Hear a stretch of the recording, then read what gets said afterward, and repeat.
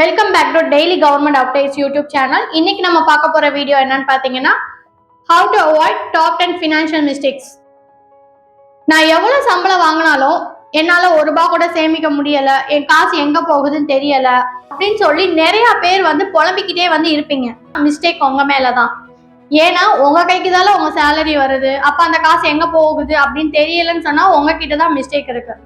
First உங்களுக்கு வரக்கூடிய பணத்தை நீங்க எப்படி செலவு பண்றீங்கன்றத நீங்க தெரிஞ்சுக்கணும். அடுத்து எதுக்கெல்லாம் நீங்க செலவு பண்ணக்கூடாதுன்றதையும் தெரிஞ்சுக்கணும். நாம எல்லாருமே காமனா பண்ணக்கூடிய ஃபினான்ஷியல் மிஸ்டேக்ஸ் பத்தி தான் இந்த வீடியோல பார்க்க போறோம்.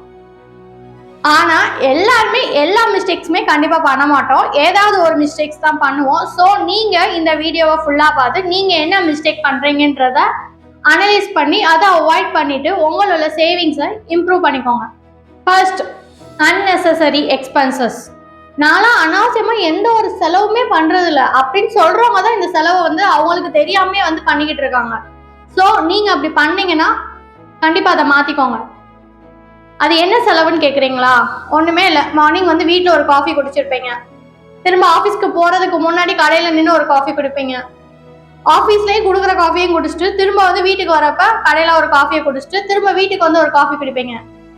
இந்த மாதிரி டெய்லி நீங்க டீ காஃபிக்கு மட்டும் ஒரு ₹50 ₹100 செலவு பண்றீங்கன்னா கண்டிப்பா அந்த ஹேபிட்டை மாத்திக்கோங்க. நான் காஃபி குடிக்கிற பர்சனை மட்டும் சொல்லல, இன்னமும் இருக்காங்க.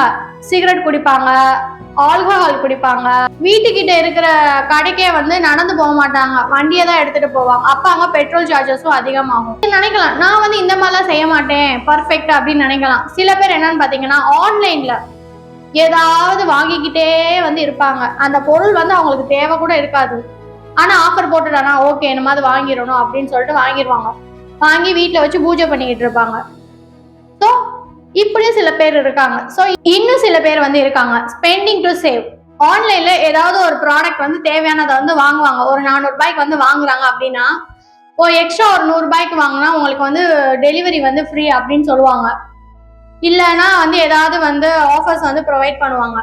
அந்த ஆஃபர்ஸ்க்காக திரும்ப ஒரு ₹100 செலவு பண்ணுவாங்க. அப்போ டோட்டலா ₹500 ஆயிரும். ஆனா அவங்களுக்கு தேவையான ப்ராடக்ட் அவங்களுக்கு வாங்குறதுக்கு வித் டெலிவரி சார்ஜோட வெறும் ₹450 தான். இந்த மாதிரி கேட்டகரிஸும் இருக்காங்க. இப்படி நீங்க டெய்லி ரொட்டீன்ல அன்னெசரியா எக்ஸ்பென்சஸ் பண்ணிக்கிட்டு இருந்தீங்கன்னா அந்த விஷயத்த அவாய்ட் பண்ணிட்டு உங்களோட சேவிங்ஸை இன்க்ரீஸ் பண்ணுங்க. Second one, living never ending payment. First one membership. ஒரு விஷயத்துல ரெகுலரா போக ஆரம்பிச்சிட்டோம்னா என்ன பண்ணுவாங்க, நம்மள மெம்பர்ஷிப் ஆக்குவாங்க. ஸோ இப்போ ஆன்லைன்ல நீங்க ரெகுலரா ப்ராடக்ட் வாங்கிக்கிட்டே இருக்கீங்கன்னா உங்களை மெம்பர்ஷிப் ஆக்கி உங்களுக்கு ஃப்ரீயா டெலிவரி கொடுக்குறோன்னு சொல்லியே ஒரு அமௌண்ட்டை மெம்பர்ஷிப்க்கு கட்ட சொல்லுவாங்க. அந்த மாதிரி சில பேர் மணி ஸ்பெண்ட் பண்ணுவாங்க. நாட் ஒன்லி இன் ஆன்லைன், ஒரு ஹோட்டலுக்கு போறோம், இல்ல ஒரு ஷாப்பிங் மால் போறோம், இந்த மாதிரி அடிக்கடி நம்ம போற இடத்துல மெம்பர்ஷிப் கார்டை போட சொல்லி அதுக்கு ஒரு மணியை நம்மளை எக்ஸ்பென்ஸ் பண்ண வச்சு அதுக்கு ஒரு வேலிடிட்டி வச்சிருப்பாங்க. அந்த வேலிடிட்டி முடியறதுக்குள்ளேயும் நம்ம ஏதாவது வாங்கணும்னு சொல்லி நமக்கு தேவையே இல்லாத நேரத்துல தேவையில்லாம செலவு பண்ணுவோம். ஸோ இந்த மாதிரி எக்ஸ்பென்சஸை அவாய்ட் பண்ணிக்கோங்க. நெக்ஸ்ட் டிவி, மொபைல், அதுக்கப்புறம் ஓடிடி ரீசார்ஜ்ல தேவையில்லாம செலவு பண்ணுவோம். டிவி பார்க்க மாட்டோம், ஆனா டிவிக்கு ரீசார்ஜ் பண்ணுவோம். வீட்லயே ஒய்ஃபை இருக்கும், ஆஃபீஸ்லயே ஒய்ஃபை இருக்கும், ஆனா மொபைலுக்கு வித் நெட்வொர்க்கோட பேக் போடுவோம். ஓடிடி, நிறைய ஓடிடியை சப்ஸ்கிரைப் பண்ணி வச்சிருப்போம். நம்ம எப்பயோ நம்மளுக்கு கிடைக்க போற டைம்ல தான் ஃப்ரீயா உட்காந்து படத்தை பார்க்க போறோம். அதுக்கு எதுக்கு மல்டிபிள் ஆஃப் ஓடிடி சப்ஸ்கிரிப்ஷன் நம்ம பண்ணணும்? எது தேவையோ நம்ம அதை பண்ணிக்கலாம். இந்த மாதிரி லிவிங் நெவர் எண்டிங் பேமெண்ட்ல எக்ஸ்பென்ஸ் பண்ணக்கூடிய பர்சனா இருந்தா இதை அவாய்ட் பண்ணிட்டு உங்களோட சேவிங்ஸை இன்க்ரீஸ் பண்ணிக்கோங்க. Third one, over use of credit card. என்னோட பர்சனல் சஜஷன் என்னன்னு பார்த்தீங்கன்னா, கிரெடிட் கார்டே யூஸ் பண்ணாம இருந்தாலே நல்லது. ஆனா சில பேர் கிரெடிட் கார்ட்ஸ் வச்சிருப்பாங்க. அந்த கிரெடிட் கார்ட்ஸை எதுக்கு செலவு பண்றோம், எதுக்கு செலவு பண்ணக்கூடாது அப்படின்றது தெரியாது. இப்போ வீட்டில் ஒரு மெடிக்கல் எமர்ஜென்சி இல்ல அன்அவாய்டபுளா ஏதாவது ஒரு பண நீட் இருக்கு, நீங்க கிரெடிட் கார்டை செலவு பண்றதுல ஒரு ரீசன் இருக்கு. அந்த மாதிரி விஷயத்துக்கு நீங்க கிரெடிட் கார்டை தாராளமா யூஸ் பண்ணுங்க. யூஸ் பண்ணா மட்டும் போதாது, அந்த கிரெடிட் கார்டை ஆன் டைமும் அதுக்கான பேமெண்ட்டை கட்டிருங்க. ஏன்னா பெனால்டி சார்ஜஸ் நீங்க அவாய்ட் பண்ணிக்க முடியும்.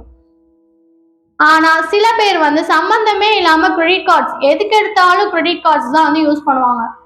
அந்த மாதிரி நீங்க வந்து அதிகமா வந்து கிரெடிட் கார்ட்ஸை வந்து யூஸ் பண்ணிக்கிட்டே இருக்கீங்க, கிரெடிட் கார்ட்ஸ் லோன் கட்டுறதுக்கு ஒரு கிரெடிட் கார்ட்ஸை வந்து வாங்கி அந்த லோனை ரீபே பண்றீங்க அப்படி நீங்க செய்யற பர்சனா இருந்தா கண்டிப்பா இந்த ஹேபிட்டை வந்து கம்ப்ளீட்டடா வந்து அவாய்ட் பண்ணிருங்க. நீங்க ஃபினான்ஷியலி நெக்ஸ்ட் லெவல் போறதுக்கு இது ஒரு பெரிய டிராபேக். Next, emergency saving. உங்களுக்கு வரக்கூடிய சம்பளத்தை நீங்க வந்து ஒரு எமர்ஜென்சி பர்பஸ்க்காகவும் மந்த்லி வந்து இவ்வளவு வந்து சொல்லி சேவ் பண்ணிக்கோங்க. உங்களுக்கு வேலை சடனா இல்லாம போகலாம், வீட்டுல யாருக்காவது மெடிக்கல் இஷ்யூஸ் வரலாம், மொபைல் ரிப்பேர் ஆகலாம், வெஹிக்கிள் ரிப்பேர் ஆகலாம், டிவி, ஃப்ரிட்ஜ், வாஷிங் மிஷின் ஏதாவது ஒண்ணு ரிப்பேர் ஆகலாம். இந்த மாதிரி சுச்சுவேஷன்ஸ் வரப்ப நீங்க இன்னொருத்தவங்க கிட்ட போய் கடன் வாங்கி இல்ல கிரெடிட் கார்ட்ஸை யூஸ் பண்ணியோ நீங்க வந்து அன்வான்டா உங்களோட எக்ஸ்பென்ஸ்ல இருந்து எக்ஸ்ட்ரா இன்ட்ரெஸ்ட் வந்து நீங்க வந்து கொடுக்குற மாதிரி வந்து ஆயிரும். ஸோ இந்த மாதிரி சுச்சுவேஷன்ஸ் எல்லாம் வந்து நீங்க அவாய்ட் பண்றதுக்கு மந்த்லி ஆனா உங்க சேலரியில இருந்து ஒரு 500 வந்து நீங்க வந்து இதுக்காகவே வந்து சேவ் பண்ணணும். மேக்சிமம்ன்றது உங்களோட சேவிங்ஸை பொறுத்து நீங்க வந்து சேவ் பண்ணிக்கலாம். நம்ம ஆல்ரெடி பட்ஜெட் பிளான் வீடியோல வந்து போட்டிருக்கோம், அந்த வீடியோவை வந்து எங்க சேனல்ல வந்து போய் பார்த்துக்கோங்க. 5th one, not saving for future. சில பேர் வந்து நான் இன்னைக்கு சம்பாதிக்கிறேன், நாளைக்கு இருப்பேனா இருக்க மாட்டேனான்னு தெரியாது, அதனால லைஃபை நல்லா என்ஜாய் பண்ணிக்கிறேன்னு சொல்லி என்ஜாய் பண்ணிட்டு இருப்போம். ஆனா அப்படி இருக்கிற பர்சன்ஸ் வந்து இன்னைக்கு வேணா லைஃப் வந்து நல்லா வாழலாம், ஒரு ரிட்டையர் ஆகி உட்கார நேரத்துல பிள்ளைகளை வந்து டிபெண்ட் பண்ற மாதிரி ஆயிரும். ஸோ நீங்க ஃபியூச்சர்ல உங்க பிள்ளைகளை டிபெண்ட் பண்ணாம இருக்கணும்னா ரிட்டையர்மெண்ட் ரிலேட்டடா இருக்கக்கூடிய ஏதாவது ஒரு லாங் டேர்ம் இன்வெஸ்ட்மெண்ட் ஸ்கீம்ல வந்து உங்களோட பணத்தை வந்து நீங்க வந்து சேவ் பண்ணலாம். அது மட்டும் இல்லாம உங்களோட பிள்ளைகளுக்கு ஃபியூச்சரை வந்து நீங்க சேவ் பண்ணணும்னு நினைச்சீங்கனாலும் லாங் டேர்மா இருக்கக்கூடிய post office, FD, RD, mutual funds இந்த மாதிரி நிறைய ஸ்கீம்ஸ் வந்து இருக்கு. உங்களுக்கு வரக்கூடிய சேலரியில ஒரு பார்ட் ஆஃப் அமௌண்ட் வந்து சேவ் பண்ணுங்க. ஸோ நான் சேவ் பண்ண மாட்டேன், நான் வந்து ஃபியூச்சர்ல வந்து பாத்துக்கிருவேன் அப்படின்னு நினைச்சு இன்னைக்கு சேவ் பண்ணாம விட்டுறாதீங்க. அது ரொம்ப பெரிய தப்புன்றத பின்னாடி தான் நீங்க வந்து உணர்வீங்க. அதனால இந்த மாதிரி தாட்ஸ் இருந்துச்சுன்னா தயவு செஞ்சு அதை வந்து அவாய்ட் பண்ணிக்கோங்க. 6th one, over buying. இப்போ உங்களுக்கு ஒரு வீடு இருக்கு அப்படின்னா என் சொந்தக்காரங்க கிட்ட 2 வீடு இருக்குன்னா நீங்களும் போய் 2 வீடு வாங்கக்கூடாது. அவங்கள விட நம்ம மேலதான் இருக்கணும்னு நினைச்சுக்கிட்டே சில பேர் வந்து லைஃப்ல வந்து கீழே போயிடுவாங்க. ஏன்னா கடனை வாங்கி அந்த கடனை அடைக்க முடியாம நிறைய பேர் இருக்கிற அந்த வீடையும் வித்துட்டு திரும்ப வாடகை வீட்டிலேயே வந்து இருக்கிறாங்க நிறைய பேர். நெக்ஸ்ட், காரு, பைக்கு இதெல்லாம் வந்து உங்களோட அத்தியாவசிய தேவைகளுக்கு ஏற்ற மாதிரி வந்து வாங்கிக்கோங்க. 10 லட்சம் ரூபாய்க்கும் கார் வாங்கலாம், 3 லட்சம் ரூபாய்க்கும் நீங்க வாங்கலாம். உங்க வருமானத்துல 3 லட்சம் ரூபாய்க்கு தான் வாங்க முடியும்னா 3 லட்சம் ரூபாய்க்கு கார் வாங்குங்க. நீங்க போய் 10 லட்சம் ரூபாய்க்கு கார் வாங்கிக்கிட்டு இஎம்ஐ கட்ட முடியாம மென்டல் ப்ரெஷர் ஆயிக்காதீங்க. இதுதான் வந்து பெரியவங்க சொல்லுவாங்க, கோடியில இருந்தவங்க தெருக்கோடிக்கு வந்த கதையை கேளுங்கன்ற மாதிரி ஒரு டயலாக சொல்லுவாங்க. அது இதுதான் ரீசன். அடுத்தவங்களுக்காக வாழக்கூடாது, நமக்காக வந்து போதும் நினைச்சிட்டு வாழணும். எதுவுமே உங்களுக்கு தேவைன்னா மட்டும் வாங்குங்க. அடுத்தவங்க கிட்ட இருக்குன்றதுக்காக வாங்கிக்கிட்டே வந்து இருந்து கடனா வந்து ஆகாதீங்க. இல்ல நான் கடன்ல வாங்கல சேவிங்ஸ்ல தான் வாங்குறேனாலும் அந்த விஷயம் உங்களுக்கு தேவையில்லைன்னா உங்க சேவிங்ஸ் அமௌண்ட்டையும் அங்க வந்து தேவையில்லாம செலவு பண்ணாதீங்க. 7th one, budget plan. Financial மிஸ்டேக்ல இது ரொம்ப ரொம்ப மெயின். வரக்கூடிய சம்பளத்துல எப்படி வந்து பட்ஜெட் பிளான் பண்ணி செலவு பண்ணணும்னே சில பேத்துக்கு வந்து தெரிய மாட்டேது. அதனாலவே அவங்க சேவிங்ஸை வந்து யோசிக்கவே வந்து மாட்டிறாங்க. ஃபர்ஸ்ட் ஒரு கோல் வந்து நீங்க வந்து செட் பண்ணிக்கணும். நான் வந்து இந்த 5 வருஷத்துக்குள்ள கார் வாங்கணும், இல்ல வீடு வாங்கணும், ஏதாவது ஒரு கோல் வந்து செட் பண்ணிக்கணும். அப்பனாதான் நீங்க வந்து அடுத்த லெவலுக்கு வந்து போக முடியும். நோ பட்ஜெட் நோ மணி அப்படின்னா நீங்க பட்ஜெட் போடலைன்னா கண்டிப்பா உங்க கையில மணி கண்டிப்பா வந்து இருக்கவே இருக்காது. பட்ஜெட் ரூல் ஆல்ரெடி உங்களுக்கு வந்து தெரியும். 50, 30, 20. 50 வந்து நீட்ஸ்க்காகவும், 30 வந்து வாண்ட்ஸ்க்காகவும், 20 வந்து சேவிங்ஸ்க்காகவும் நம்ம சொல்லியிருக்கோம். இந்த வீடியோவை நீங்க பார்க்கலைன்னா எங்க சேனல்ல இருக்கு, போய் பார்த்துக்கோங்க. பட்ஜெட் பிளான் பண்ணி நீங்க கரெக்டா உங்களோட இன்கம் செலவு பண்ணி சேவ் பண்ணீங்கன்னா கண்டிப்பா ஒரு நாள் நீங்க நெக்ஸ்ட் லெவல் வந்து போக முடியும். 8th one, trusting financial advice. சில பேர் வந்து நம்ம கிட்ட காசு இருக்குன்னு தெரிஞ்சாலே வந்துருவாங்க. நீங்க இதுல இன்வெஸ்ட் பண்ணீங்கன்னா உங்களோட அமௌண்ட் வந்து டபுள் ஆகும் அப்படின்னு சொல்லி ஆசையை வந்து காமிக்க ஆரம்பிச்சிருவாங்க.